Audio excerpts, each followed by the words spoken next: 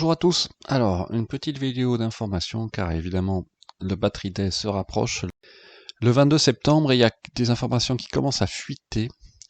Vous savez, notamment par rapport à ce projet Roadrunner dont j'avais parlé maintenant il y a bien longtemps, avec, suite au rachat de Maxwell, peut-être la possibilité d'avoir des batteries sèches, enfin des batteries à électrodes sèches plus précisément.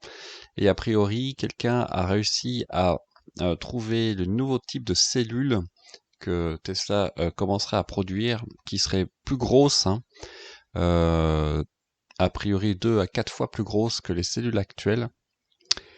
Et effectivement, peut-être à électrode sèche, donc ça reste à confirmer, mais ça pourrait changer la donne en termes de capacité de chacune des cellules. Et donc, peut-être améliorer aussi les performances et la capacité totale des modules de batterie sur nos voitures.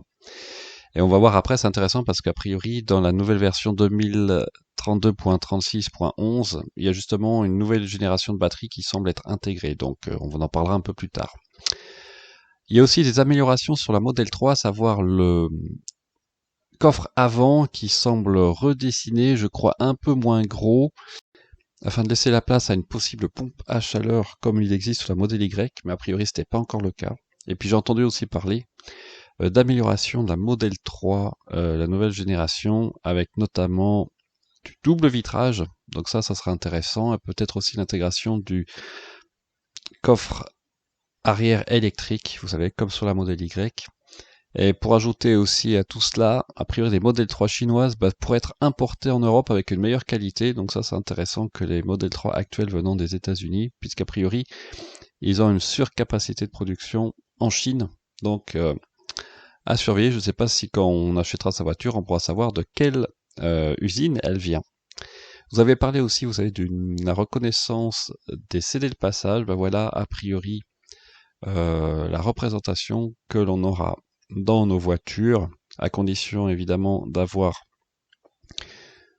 le HW3 pour la reconnaissance active des panneaux. Donc j'en reparlerai probablement dans une prochaine vidéo car il y a pas mal de propriétaires mécontents avec le HW 2.5 qui ont le FSD et qui attendent impatiemment le rétrofit. Et contre à cette version, la 2020.36.11, ben, elle se déploie assez rapidement, donc je pense que je vais la voir probablement dans les jours qui viennent. Parce qu'il y a pas mal de voitures maintenant qui sont en file d'attente, entre guillemets, qui attendent d'avoir le Wi-Fi pour télécharger. Et vous voyez, vous avez déjà plus de 10 voitures en France qui ont eu la mise à jour.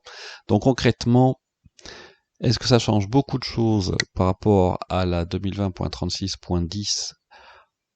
Pas vraiment, on va dire, pour la France, au niveau peut-être de juste que ça règle quelques bugs. Par contre, c'est intéressant pour d'autres pays.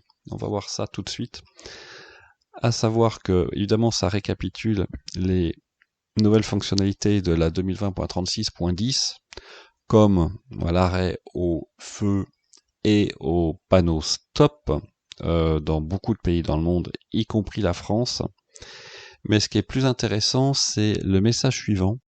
C'est que dans les pays anglo-saxons, la voiture, vous savez, vous n'êtes pas obligé de donner le petit coup de volant pour vous rabattre. Et maintenant, il y a une nouvelle fonctionnalité qui laisse la voiture sur la voie de dépassement, alors qu'avant, elle vous suggérait de vous rabattre une fois que vous aviez doublé. Donc ça, c'est aussi intéressant. Je pense pas qu'on l'ait en Europe à l'heure actuelle, parce que moi j'ai beaucoup de messages comme ceci qui me disent de me changer de voie. Alors je le respecte pas, hein, parce que des fois je veux rester sur la voie droite, évidemment. Et ce qui est intéressant aussi, c'est qu'il y a pour certains pays spécifiquement, il y a une amélioration des reconnaissances des panneaux. Driving Visualization Improvement, bon c'est que pour le Japon, mais c'est comme intéressant, c'est-à-dire que là, vous voyez, ils prennent en compte les panneaux évidemment spécifiques du Japon et aussi les marquages au sol, ça pourrait être aussi un signe, hein, ces marquages au sol, est-ce que ça pourrait pas être aussi intégré dans la conduite de l'autopilote à surveiller. Et évidemment, le gros différence, c'est qu'avec le HW 2.5, vous n'avez pas vous n'avez pas accès à beaucoup de ces fonctions, à part le Preset Speed Improvement où vous pouvez appuyer sur le tachymètre pour mettre à jour la limitation de vitesse du régulateur. Donc c'est vrai que ça fait pas beaucoup malheureusement pour les propriétaires de Model 3 avec le HW 2.5. Alors pour revenir à la 2020.36.11, mon hacker préféré Green the Only a noté que dans le code, il y a des nouveaux battery packs qui sont nommés ID94. Alors je ne sais pas de quel pack évidemment il s'agit. Et aussi, ça prend en compte pour le moteur avant, le moteur induction permanent pour des nouveaux modèles. Donc ça, c'est quand même intéressant aussi qu'un inverteur avant-arrière nouveau combiné pour la Model 3. Donc vous voyez, il y a quand même des mises à jour peut-être à venir et annoncées au Battery Day, notamment pour la Model S. Donc ça va être vraiment intéressant. Et pour revenir aussi à ce pack qui risque d'être révélé au niveau de la Battery Day et ce nouveau module, franchement, c'est vrai que là, ça va être très très intéressant à suivre car ça peut changer la donne en termes d'autonomie notamment. Probablement au départ pour la Model S. Et je pense que ça sera bien pour Tesla parce que ça y est vraiment cette fois la concurrence arrive entre guillemets, je dis bien entre guillemets puisque la Lucidaire est vraiment une voiture très très haut de gamme qui présente même des performances supérieures à la Model S actuelle puisqu'elle a battu la Model S sur la piste.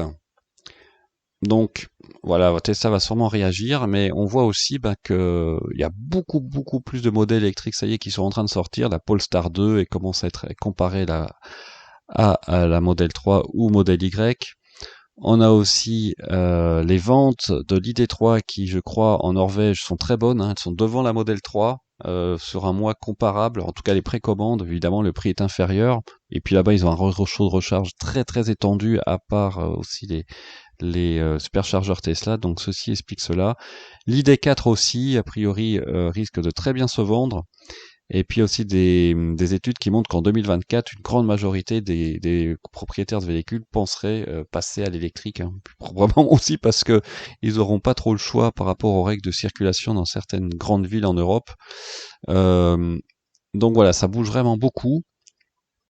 Si on prend en compte aussi la reprogrammation de l'autopilote annoncée par Elon Musk, la version entre guillemets 3D complètement reprogrammée qui va sortir dans les semaines qui viennent aux États-Unis et qui d'après Elon Musk va vraiment changer la donne. Donc là honnêtement je suis vraiment très très impatient avec notamment une prise en compte d'autres signes, alors probablement plus aux États-Unis de circulation, avec un release pour ceux qui font partie du Early Access Programme dans 4 à 6 semaines, et une release publique courant décembre aux États-Unis, malheureusement, a priori qu'aux États-Unis au départ. Donc là, je peux vous dire qu'il va falloir regarder ça attentivement, voir comment la voiture se comporte. Malheureusement, les routes des États-Unis sont un peu différentes des nôtres. C'est souvent des grandes routes, même en ville, droites, avec des panneaux stop et des feux qui sont disposés de manière différente. Mais là, je pense qu'on peut s'attendre à un tournant, si je puis dire, en termes de comportement. En tout cas, je l'espère, puisqu'il y a encore pas mal de choses à améliorer, notamment au niveau de la reconnaissance active des panneaux, qui, pour l'instant, à mon sens, n'est pas au niveau de la concurrence, mais ça va vraiment s'améliorer, j'espère, dans les semaines qui viennent. Et puis, je vais finir sur un voyage qu'a fait Automobile Propre en Kia, 64 kWh à travers l'Europe. Alors c'est intéressant, donc fondamentalement ils ont réussi. En termes de temps, ils ont même pas mis plus de temps qu'une voiture essence, ou contrairement à ce que des gens peuvent penser. Si on s'arrête toutes les 2 heures, comme la réglementation entre guillemets le propose. Par contre, oui, vu le coût des superchargeurs, notamment Unity en France par rapport aux superchargeurs Tesla, c'est pas donné, ça revient au coût global d'une voiture thermique. Donc c'est vraiment encore le problème du développement des voitures électriques pour les longs trajets en tout cas. On espère vraiment que ça va s'éclaircir dans les mois et les années qui viennent, autrement ça sera quand même le frein principal au développement de l'électrique si on considère la voiture pour voyager partout en France et en Europe. Après, les constructeurs s'intéressent aussi à des voitures de gabarit moindre, comme l'ID1 ou l'ID2. L'ID2 qui pourrait concurrencer la voiture, on va dire, plus petite de Tesla à venir en dessous de la Model 3, et qui probablement auront une capacité moindre, et donc seront plus utilisées pour les déplacements locaux ou régionaux. Mais encore, c'est à voir, parce que si la voiture est très efficace au niveau énergétique, peut-être qu'un pack de 40 kWh pourrait suffire quand même si le réseau de recharge est bien implémenté. Voilà, bah écoutez, j'espère que cette petite vidéo vous a plu. On attend maintenant avec impatience le Battery Day, voir ce que cela donne. Sur ce, je vous souhaite un très bon week-end. N'hésitez pas à laisser des commentaires, des pouces bleus, vous abonner ou utiliser mon lien de parrainage si le cœur vous en dit. Merci beaucoup. Au revoir.